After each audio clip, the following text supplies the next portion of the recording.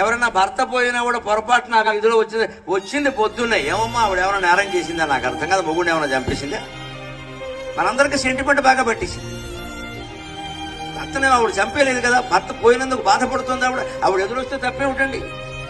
మా అమ్మ బతుకున్నంత కాలం 30 ఏళ్ళు నా తల్లి వితంతు అయినా సరే ఆవిడే ఎప్పుడూ నాకు ఎదురొచ్చేది. సకల జయాలు ఆవిడ వల్లే నాకు వచ్చేది. నేను అలాగే గౌరవించాను.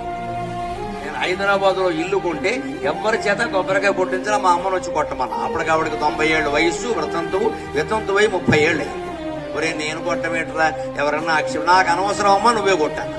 ఆవిడ కొబ్బరికాయ కొట్టింది, గృహప్రవేశం చేశాను. ఆ తర్వాత ఇంకా ఆస్తులు కొనుక్కున్నా బయటికి చెబితే బాగుండదు కానీ ఏం అనుమానం లేదండి. వితంతువు సతంతువు అనే పిచ్చి నమ్మకాలు పక్కనెట్టారండి. అమ్మవారు అందరికీ దేవత, అందరికీ దేవత. భర్త పోయారని, పిల్లలు లేరని, డబ్బులు లేవని, చదువు లేదని, అందంగా లేరని ఏ స్త్రీని అవమానించినా మీరు అమ్మవారిని అవమానించినట్టు.